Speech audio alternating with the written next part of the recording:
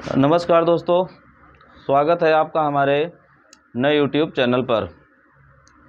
कैसे हैं सब लोग? आशा करते हैं सब लोग ठीक होंगे।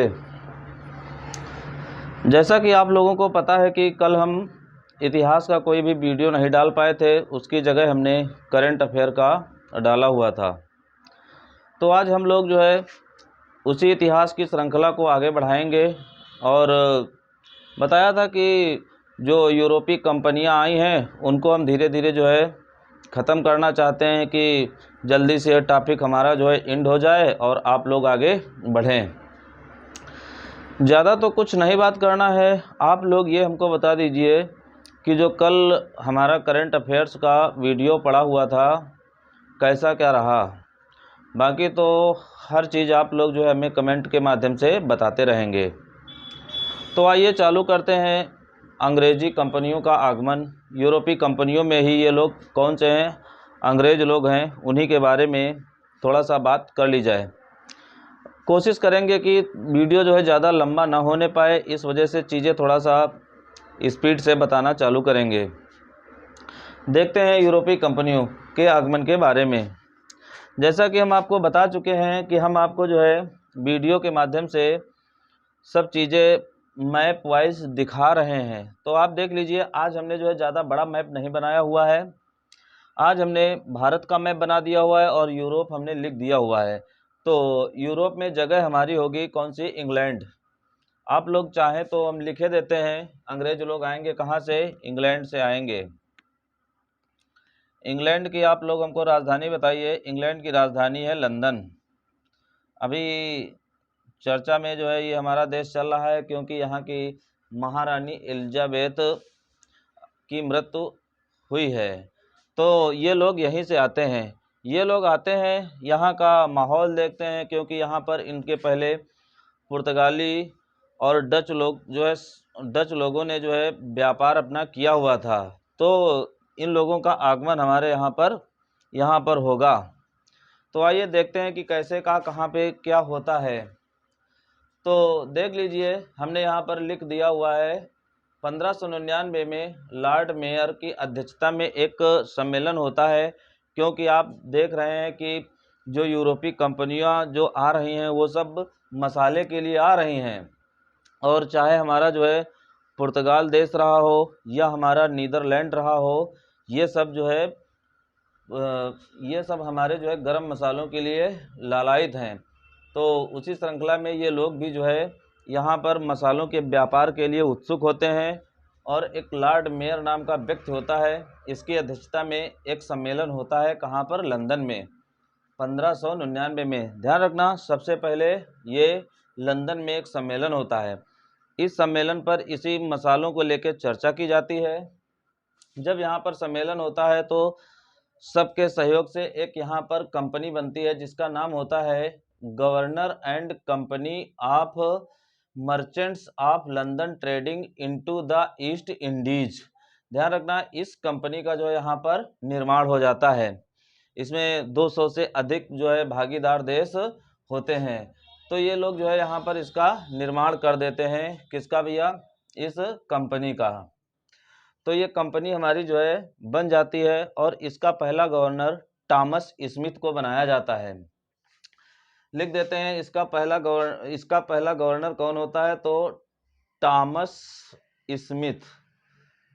नोट कर लीजिए आप लोग इसको, टॉमस स्मिथ।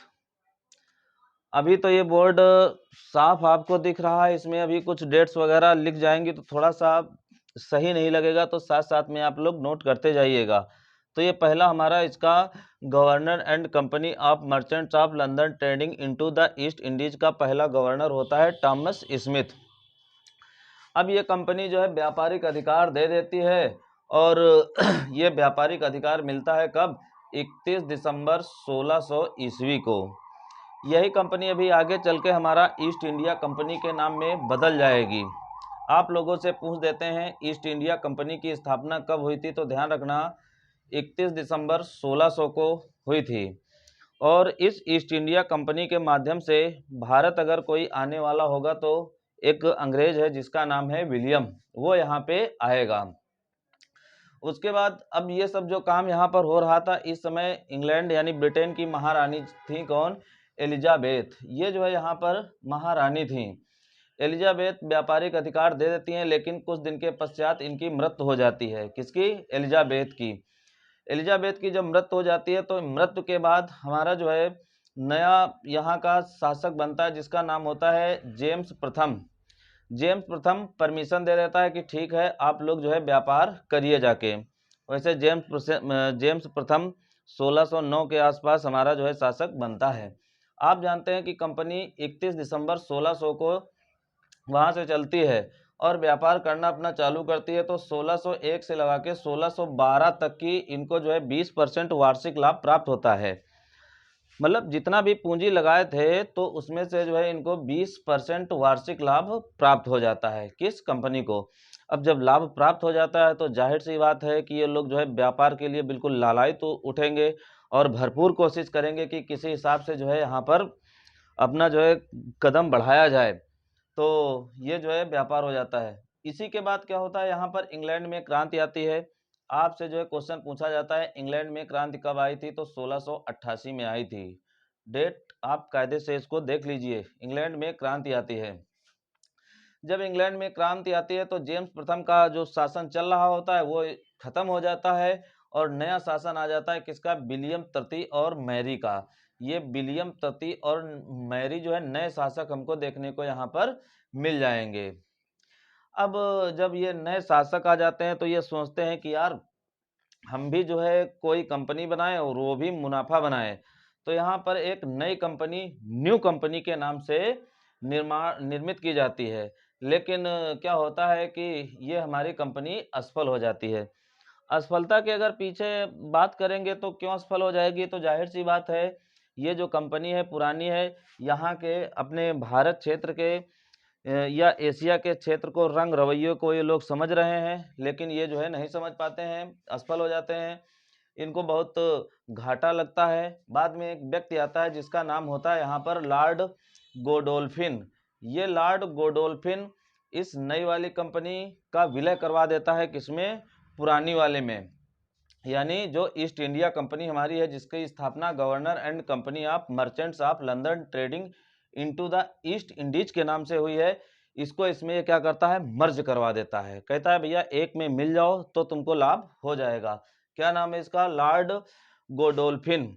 उसके बाद जब ये मिल जाते हैं तो अब उसी कंपनी का नाम हमारा पड़ जाता है ईस्ट इंडिया कंपनी। ये जो है हमारा ईस्ट इंडिया कंपनी नाम पड़ता है 1833 के चार्टर अधिनियम के द्वारा। ध्यान रखिएगा, ईस्ट इंडिया कंपनी का नाम governor and company of merchants of London trading into the east Indies का नाम ईस्ट इंडिया कंपनी 1833 के चार्टर एक्ट से हमारा जो है पड़ता है। उसके बाद अब ये कंपनी आती है भारत में। असल में ये कंपनी क्या थी कि अभी भारत में एंट्री नहीं हुई है। हम मैप के माध्यम से दिखा देते हैं इनकी एंट्री। ये लोग इंग्लैंड से आएंगे, जावा, सुमात्रा, मलक्का इस क्षेत्र में जाएंगे, क्योंकि पीछे हमने आपको बताया हुआ था ये हमारा जो है मलय क्षेत्र है, मसाला के लिए है। डच लोग यहाँ पे पहले से थे और ये लोग यहीं पे आएंगे। अब इनका रुख होगा किस तरफ? भारत की तरफ होगा। तो अब ये लोग यहाँ पे आएंगे। बहरहाल अभी भी स्थिति हमारी भारत में क्या बनी हुई है कि यहाँ पर पुर्तगाली और डच कुछ छोटे मोटे व्यापारी वगैरह हैं, तो इन लोगों का अभी इनसे जो है कोई ना कोई हमारा संघर्ष देखने को मिलेगा। अब ईस्ट इंडिया कंपनी का पहला प्रयास हमारे यहाँ पर भारत में किसके द्वारा किया जाता है? हॉकिंस के द्वारा किया जाता है। भारत में एक अंग्रेज है हॉकिंस, वो जो है 1609 में आता है और यहाँ पर जो है बात करता है। हॉकिंस वैसे जहांगीर के समय में ये आएगा और बात करेगा कि भाई हमको जो है यहाँ पर परमिशन दे दीजिए। 1609 में आता है। उसके बाद हमारा जहाज आता है जिसका नाम होता है हेक्टर जहाज। हेक्टर जहाज ये सूरत पहुंचता है 1608 में पहुंचता है। लेकिन आप लोग एक चीज ध्यान रखिए, इस हेक्टर जहाज के पहले हमारे यहाँ पर एक अंग्रेजों का जहाज आया था जिसका नाम था रेड ड्रैगन। ध्यान रखिएगा इन दो जहाजों का। तो ये परमिशन वगैरह मांगता है। उसके बाद हमारा जो है 1611 में एक कैप्टन है जिसका नाम है मिल्टन। मिल्टन क्या करता है, एक अंग्रेज होता है तो वो हरा देता है किसको, पुर्तगालियों को, यानी पुर्तगालियों का बेड़ा जो है उनको पराजित कर देता है और हमारे यहाँ के जो शासक होते हैं उनको बड़ा प्रभावित करता है। जब प्रभावित करता है तो जहांगीर 1613 में इन अंग्रेजों को सूरत में अपनी जो है फैक्ट्री स्थापित करने की परमिशन दे देता है। ध्यान रखना, ये जो सूरत में है अंग्रेजों की स्थायी फैक्ट्री होगी। कैसी होगी, स्थायी फैक्ट्री, मतलब इनका जो है स्थायी कारखाना होगा। अगर अस्थायी के तौर पर हम देखेंगे तो हमको ये जगह मुसलीपट्टम मिलेगी, जहां पर इन अंग्रेजों ने 1611 में अपनी कोठी स्थापित की थी। लेकिन यहाँ पर विरोध मिलेगा, किसका, डचों का विरोध मिलेगा। इस वजह से ये लोग जो है अपना केंद्र किसको बनाएंगे, यहाँ पर सूरत को बनाएंगे। तो जहांगीर ने 1613 में इनको सूरत में स्थायी कोठी स्थापित करने का आदेश दिया हुआ है। उसके बाद क्या होता है, 1615 में टॉमस रो आया।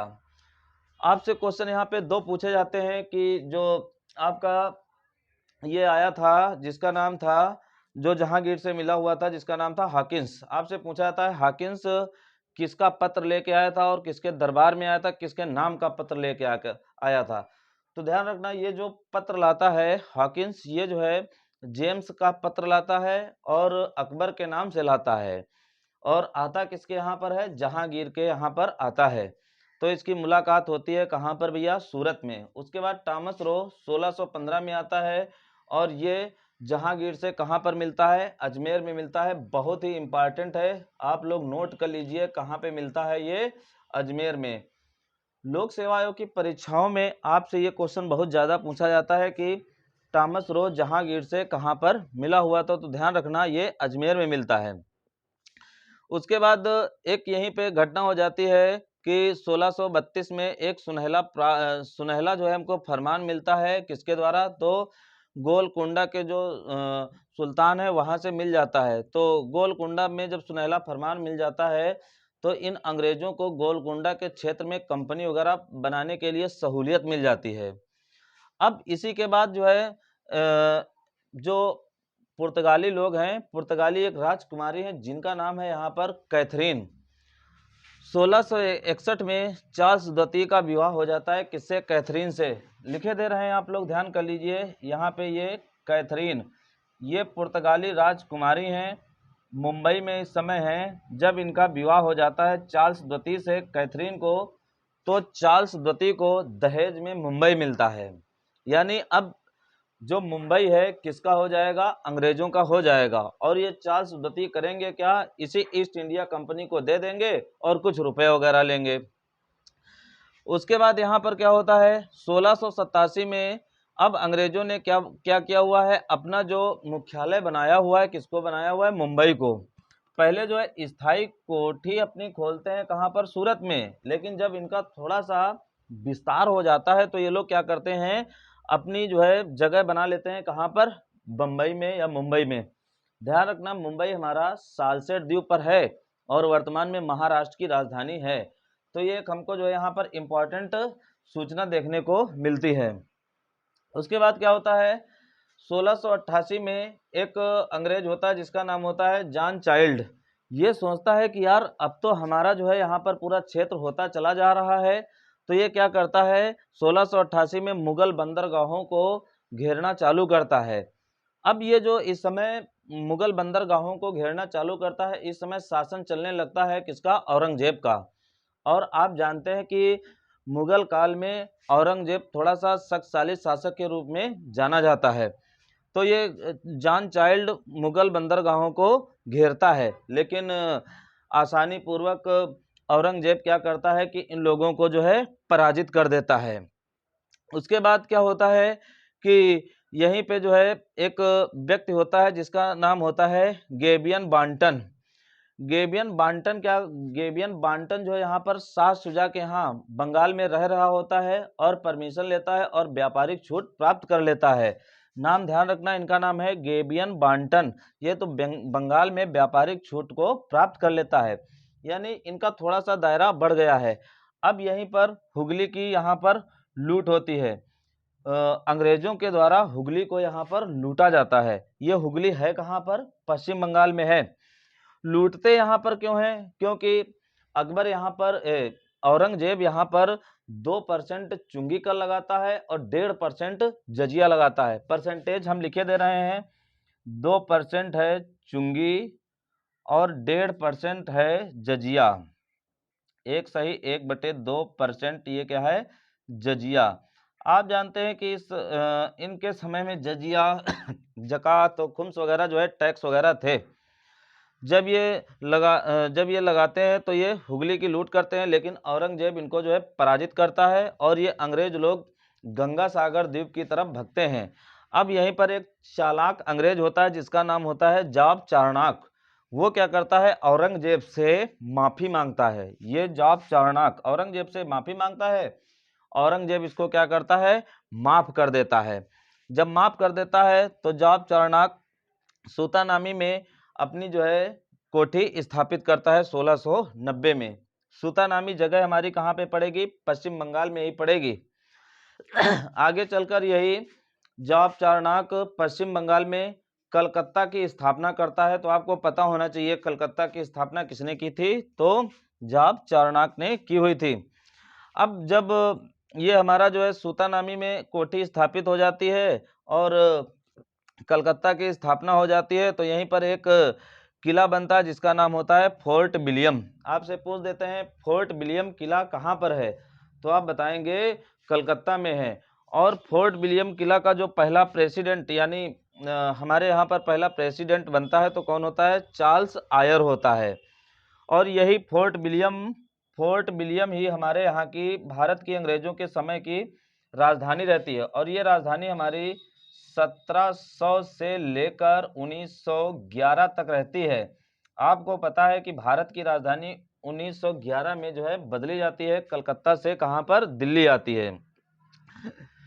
उसके बाद यहीं पर क्या होता है कि एक अंग्रेज होता है। वैसे आपको यहाँ पे अंग्रेजों की 2 पोजीशन पता होने चाहिए। एक अंग्रेज यहाँ पर होता है जिसका नाम होता है जॉन मिंडे हॉल। ये जो है भारत में सबसे पहले स्थल मार्ग से आया हुआ था। लिखे दे रहे हैं, जॉन मिंडे हॉल कैसे आया था? स्थल मार्ग से आया था। और हॉकिंस की अगर बात करेंगे तो भाई जाहिर सी बात है, देख रहे हैं कि आप जलपोत लेके आया हुआ है तो समुद्र मार्ग से आएगा। अब यहाँ पर एक फरुखसियर एक शासक होता है कहाँ पर? इसी बंगाल क्षेत्र में। और इसका इलाज करता है कौन? हैमिल्टन।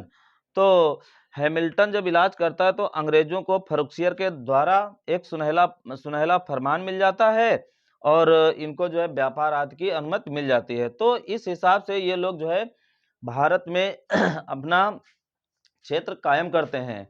अब देख लीजिए इन लोगों ने कुछ फैक्ट्री वगैरह जो है या अपनी कोठी वगैरह स्थापना की थी कि कौन कहाँ कहाँ पर हैं। देख लीजिए भारत में इन्होंने अजमेर में की हुई है, आगरा में की हुई है, कलकत्ता में की हुई है, सूरत में की हुई है, अहमदाबाद में की हुई है, मुंबई में की हुई है, अमरगांव में की हुई है। ये अमरगांव जगह वही पुलिकट क्षेत्र के आसपास पड़ती है। उसके बाद मद्रास में की हुई है। आपको हम बता दे रहे हैं कि जो मद्रास है चंद्रगिर के राजा होते उनसे ये जगह पट्टे पर ली जाती है। तो इस हिसाब से ये फैक्ट्री वगैरह जो है निर्माण कर लेते हैं।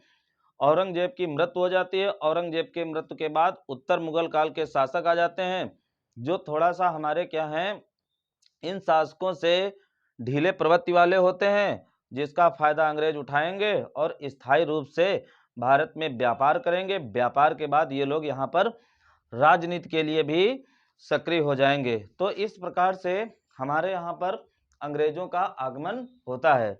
तो आप लोग हमारा वीडियो देखिए और जो भी प्रश्न वगैरह हो आप लोग हमें कमेंट के माध्यम से पूछते रहें, बताते रहें। हम आपको जो है बताते रहेंगे कहाँ क्या है।